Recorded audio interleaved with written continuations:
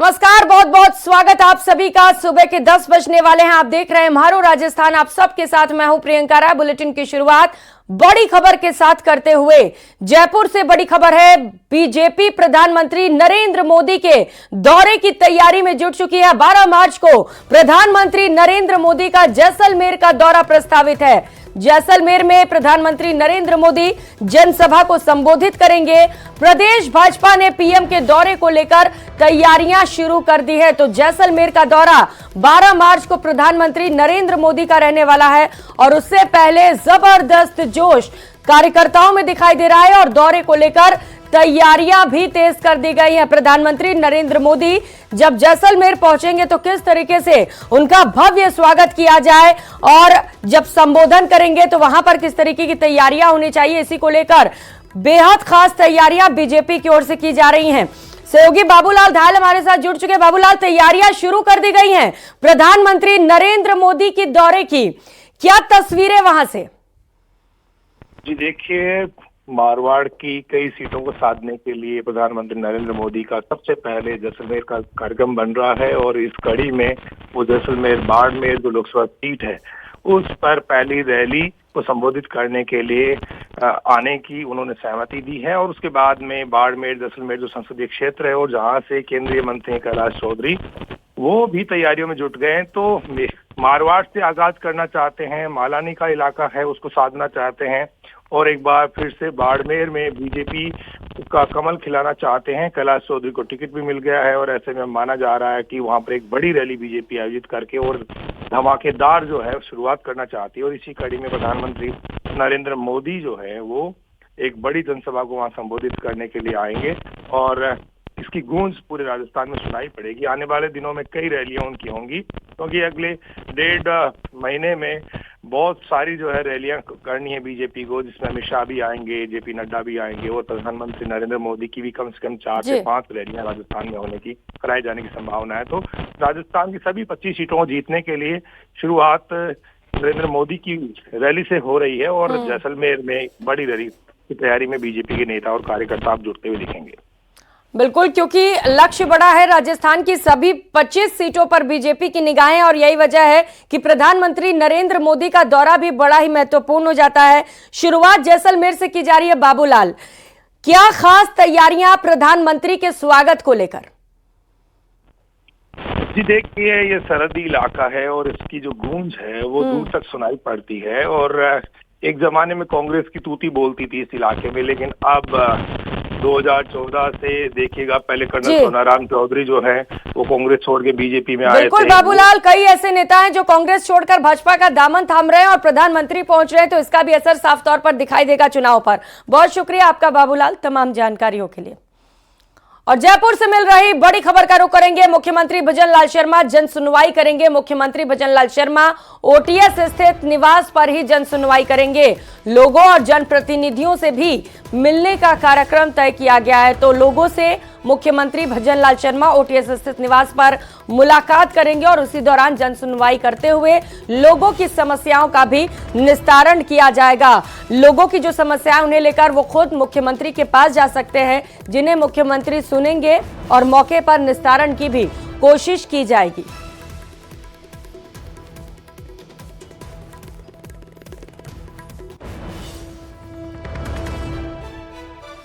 और बीकानेर से मिल रही बड़ी खबर का रुख करेंगे। शिक्षा मंत्री मदन दिलावर ने एक बार फिर से बड़ा बयान दिया है।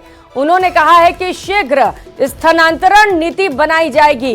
दुष्कर्मी शिक्षकों को बख्शा नहीं जाएगा। आपको बताते चले कि इससे पहले भी शिक्षा मंत्री ने बयान दिया था और कहा था कि अगर शिक्षा के क्षेत्र में कोई गलत काम करता है, कोई शिक्षक गलत पाया जाता है तो उसके खिलाफ सख्त से सख्त कार्रवाई होगी। और एक बार फिर से मदन दिलावर ने कहा है कि दुष्कर्मी शिक्षकों को बख्शा नहीं जाएगा। शिक्षा मंत्री बीकानेर में शिक्षा अधिकारियों की एक बड़ी बैठक भी लेने वाले हैं।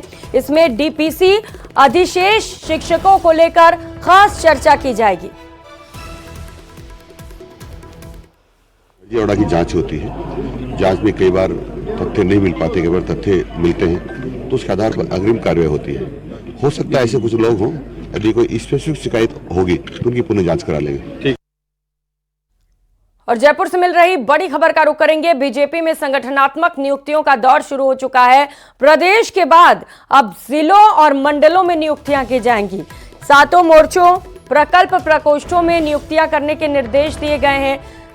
तो संगठनात्मक मजबूती के लिए सीपी जोशी ने दिशा निर्देश जारी कर दिए हैं, जहां पर बूथ स्तर पर कार्यकर्ताओं की टोली खड़े करने के निर्देश जारी किए गए हैं। पदाधिकारियों को विस्तारक के रूप में काम करने के भी निर्देश दिए गए हैं। तो संगठनात्मक नियुक्तियों का दौर शुरू होने वाला है। बीजेपी प्रदेश अध्यक्ष सीपी जोशी ने इसे लेकर साफ तौर पर निर्देशित कर दिया है।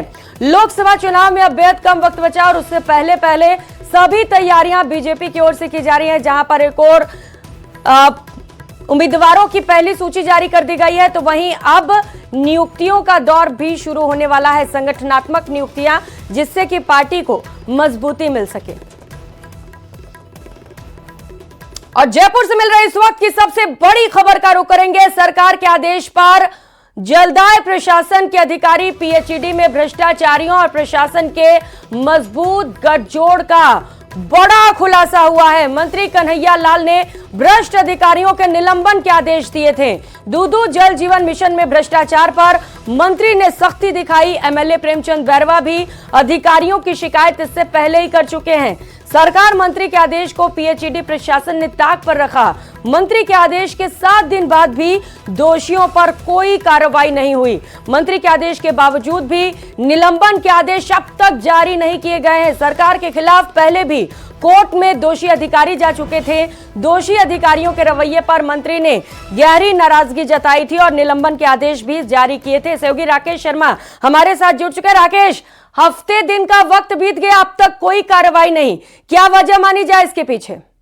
बिल्कुल, देखिए, जिस तरीके से जलदाय मंत्री ने दूधू जल जीवन मिशन में अनियमितताओं की रिपोर्ट सामने आई थी और उस पर जो आरोपी अधिकारी थे, जिनके खिलाफ जांच समिति ने रिपोर्ट दाखिल की थी, जिनको आरोपी माना था, उन कार्यों में लापरवाही के लिए दोषी माना था, उन पर मंत्री ने सख्ती से बरतते हुए उनके तुरंत निलंबन के आदेश जारी किए थे, जिसमें अधिशासी अभियंता भगवान दास गालव, सहायक अभियंता और कनिष्ठ अभियंता, इनके निलंबन के आदेश जारी होने थे। इस मामले में उप मुख्यमंत्री प्रेमचंद बैरवा भी पहले भ्रष्टाचार की यहां पर शिकायतें कर चुके हैं, लेकिन एक हफ्ते गुजरने के बाद भी अभी तक फाइलें नहीं पहुंची हैं। इस मामले में हमने जो मुख्य अभियंता प्रशासन दिनेश गोयल, उनसे भी बात की थी, तो उनका कहना है कि हमारे पास अभी तक किसी तरह की कोई फाइल इससे संबंधित नहीं है, ना ही जलदाय प्रशासन के वरिष्ठ अधिकारियों के पास में।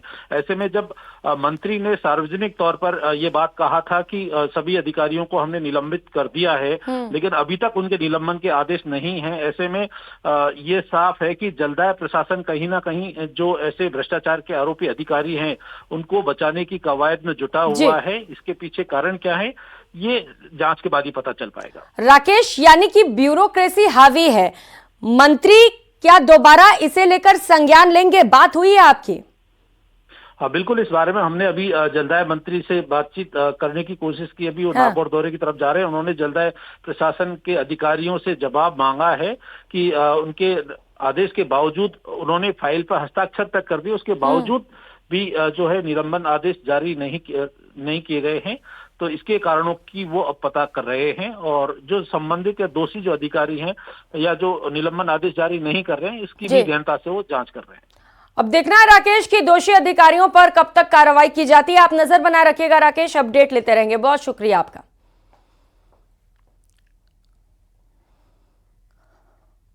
खासी बड़ी खबर है, जहां पर कलयुगी बेटे ने मां पर हमला कर दिया। संजय चोरडिया नाम के युवक ने अपने ही मां पर धारदार हथियार से हमला कर दिया। घटना में महिला के एक पैर में फ्रैक्चर हो गया।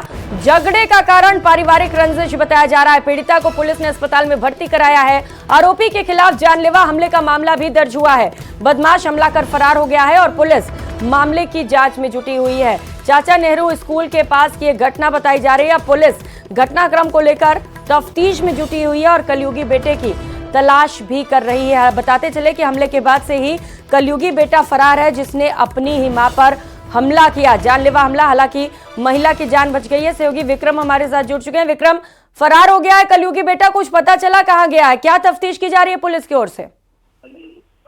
देखिए, जो कलयुगी बेटा है वो नोखा का ही रहने वाला संजय चौरड़िया इसका नाम बताया जा रहा है, और इसने जो है धारदार हथियार से अपनी मां पर ही हमला किया है। जी। और इस हमले के पीछे जो है वो पारिवारिक रंजिश का मामला बताया जा रहा है।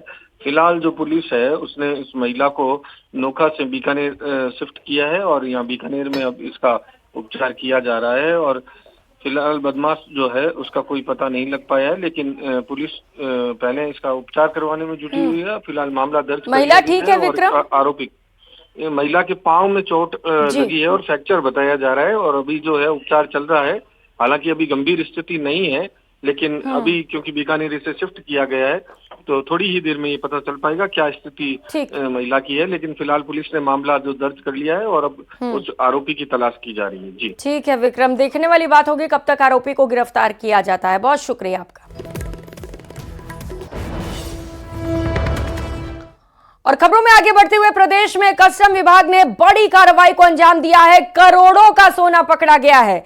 जोधपुर में कस्टम विभाग की टीम ने तकरीबन 4 करोड़ का सोना पकड़ा है। यह सोना तस्करी का बताया जा रहा है, जिसकी तस्वीर आप देख पा रहे हैं। कस्टम डिपार्टमेंट ने 6 किलो 25 ग्राम तस्करी का सोना जब्त किया है। बांद्रा से जम्मू कश्मीर जाने वाली ट्रेन में यात्री पकड़े गए। सोने को शरीर के अंदर छिपाकर तस्करी की जा रही थी। वहीं जयपुर एयरपोर्ट से 1 किलो सोना भी पकड़ा गया। यह सोना मस्कट से आई फ्लाइट से पकड़ा गया है। सोने की कीमत 65 लाख रुपए बताई जा रही है।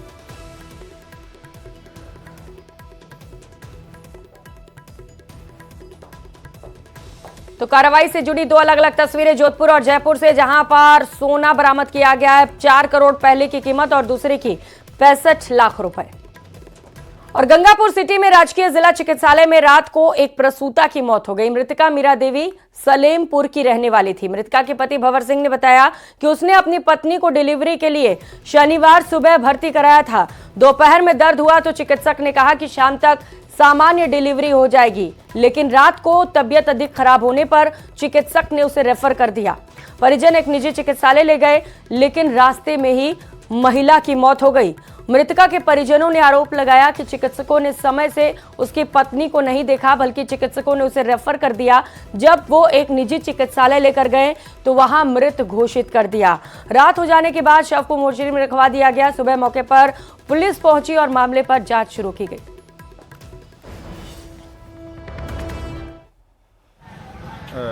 राजकीय हॉस्पिटल में मीरा सैनी नाम से एक डिलीवरी के लिए एडमिट हुई थी। उसके इलाज के दौरान मृत्यु हो गई। उसके घर वालों ने डॉक्टर पर लापरवाही के आरोप लगाए, जिस पर उन्होंने रिपोर्ट दी है। इस पर विधिक कार्रवाई की जाएगी। पोस्टमार्टम के बाद डेड बॉडी उनको सपोर्ट करेंगे। इसमें कोई टीम गठित की है अधिकारियों की? इसके लिए श्रीमान कलेक्टर साहब को हमारे द्वारा पत्राचार किया जाएगा। खबर जोधपुर से है, जहां पर महिला चोर गैंग के हौसले बुलंद होते चले जा रहे हैं। दिन दहाड़े ज्वेलर की दुकान पर चोरी की वारदात को अंजाम दिया गया। महिलाओं ने चांदी की पायजेब के बॉक्स चोरी किए। 2 महिलाओं ने इस वारदात को अंजाम दिया। तस्वीरें आपके सामने है। सोचती गेट स्थित रूपाली ज्वेलर्स की यह घटना है। सीसीटीवी से जो फुटेज सामने आया है वो इस वक्त आप अपनी टीवी स्क्रीन पर देख पा रहे हैं, जहां पर चोरों के हौसले बुलंद हैं। दिन दहाड़े ज्वेलर की दुकान पर 2 महिलाएं पहुंचती हैं और चांदी की पायजेब लेकर वहां से रफू चक्कर हो जाती है। अब इस पूरे घटनाक्रम को लेकर पुलिस महिलाओं की तफ्तीश में जुटी है। अजमेर में 2 ट्रकों में टक्कर के बाद आग लग गई। गनीमत यह रही कि हादसे के तुरंत बाद ट्रक में सवार दोनों लोग समय रहते बाहर निकल गए और बचाया जा रहा है कि जब दोनों लोग बाहर निकल गए, इससे दोनों की जान भी बच गई और बड़ा हादसा टल गया। हादसा अजमेर के जनाना रोड स्थित बाईपास का है। सूचना पर कृष्णगंज थाना पुलिस मौके पर पहुंची और पड़ताल शुरू की गई। जानकारी के मुताबिक चित्तौड़ से सीमेंट लेकर अजमेर आ रहे एक ट्रक की रॉन्ग साइड से खाली ट्रक से टक्कर हो गई। टक्कर इतनी भीषण थी कि तुरंत आग लग गई।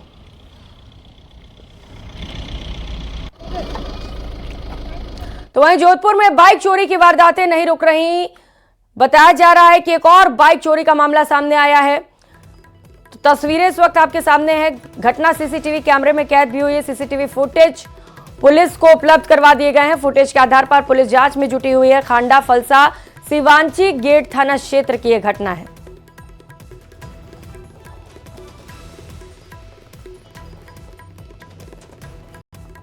तो शनिश्चर जी थान इलाके में बाइक चोरी का मामला सामने आया है। सीसीटीवी फुटेज आप देख पा रहे हैं जहां पर बड़े ही आराम से बाइक जो सड़क किनारे खड़ी थी उसमें चाबी लगाकर उसे चोर लेकर फरार हो जाता है। और राजधानी जयपुर के करधनी इलाके में बेखौफ बदमाशों ने एक शोरूम को निशाना बनाया। आधी रात को मुंह पर कपड़ा लगाए और हेलमेट पहने ये बदमाश शटर का लॉक तोड़कर शोरूम में घुसे। इनमें एक बदमाश बाहर ही रेकी कर रहा था। कुछ ही मिनटों में लाखों रुपए का सामान चुराकर बदमाश रफू चक्कर हो गए। ये पूरी वारदात सीसीटीवी कैमरे में कैद हो गई। शोरूम मालिक ने करधनी थाने में से लेकर शिकायत दर्ज कराई है। पुलिस केस दर्ज कर सीसीटीवी फुटेज के आधार पर बदमाशों की तलाश कर रही है।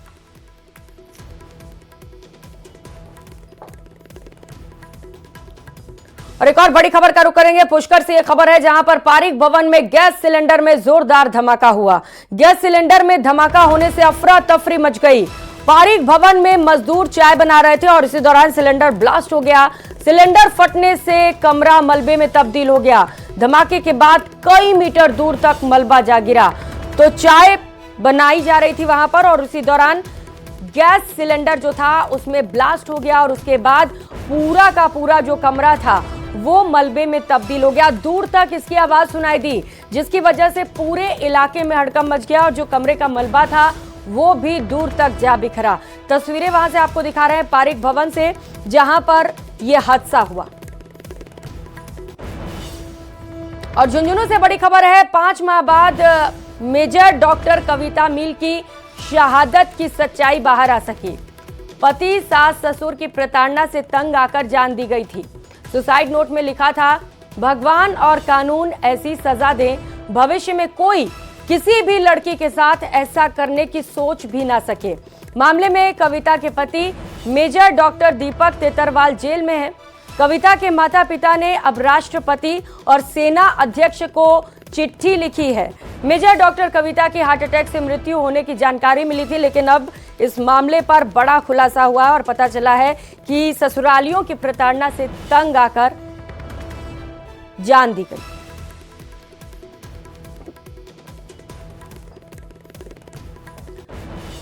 तो खत भी लिखा गया है राष्ट्रपति को, सेना के अध्यक्ष को भी खत लिखा गया है जिसमें न्याय की मांग की गई है। आपको बताते चले कि मरने से पहले सुसाइड नोट में लिखा गया था कि भगवान और कानून ऐसी सजा दे कि भविष्य में कोई किसी भी लड़की के साथ ऐसा करने की सोच भी ना सके। सहयोगी कृष्ण शेखावत हमारे साथ जुड़ चुके हैं। कृष्ण, ये जो खत है इससे साफ तौर पर पता चलता है कि कितना प्रताड़ित किया गया होगा। अब क्या कार्रवाई की जा रही है पूरे मामले पर? आपको बता दूं कि इस पूरे मामले के अंदर है वो जो पत्र और जो अन्य दस्तावेज सामने आए हैं, उसके बाद जो मेजर कविता है उनके पिता कमल सिंह है, उन्होंने जो राष्ट्रपति और जो सेना अध्यक्ष है उनको पत्र भेजकर इनको नौकरी से बर्खास्त करने की मांग की है। साथ ही उन्होंने गंभीर आरोप लगाया है कि सेना के कुछ अधिकारी हैं वो जो इनके पति दीपक तेतरवाल उनकी मदद कर रहे हैं और इस पूरे मामले में उन्होंने निष्पक्ष जांच की मांग की है। जी, निष्पक्ष जांच की तो मांग की गई है, राष्ट्रपति को भी खत लिखा गया है, लेकिन पुलिस क्या कह रही है पूरे मामले पर? पुलिस की ओर से कुछ प्रक्रिया आगे बढ़ी है क्या कि इंसाफ मिल सके? इस पूरे मामले में मैं आपको बता दूं कि पुलिस द्वारा ही जो तथ्य सामने लाए गए थे और उसके बाद पुलिस ने इस मामले में कार्रवाई करते हुए इनके जो पति दीपक तेतरवाल है और उनके जो माता पिता है उनको हिरासत में लिया गया। फिर इसका जो तमाम दस्तावेज है वो कोर्ट में पेश किए गए। कोर्ट में पेश करने के बाद इसका कोर्ट में ट्रायल जारी है। वहीं जो इनके पति हैं अभी न्यायिक अभिरक्षा में है, वहीं इनकी सास ने अग्रिम जमानत दे दी है, तो वहीं इनके जो ससुर है उनको भी कोर्ट से जमानत मिली है। तो इस पूरे मामले में जो पुलिस ने है वो तमाम दस्तावेज जो उनके कमरे से मिले थे उन दस्तावेजों को आधार बनाते हुए जो कोर्ट में मामला दाखिल किया और उसके बाद जो है ये पूरा मामला कोर्ट में ट्रायल चल रहा है और इनके पति अभी न्यायिक अभिरक्षा में है। जी, जरूरी है कृष्ण की सख्त से सख्त कार्रवाई हो जिससे कि दोबारा किसी भी बेटी को प्रताड़ित करने से पहले 100 बार सोचा जाए। बहुत शुक्रिया आपका।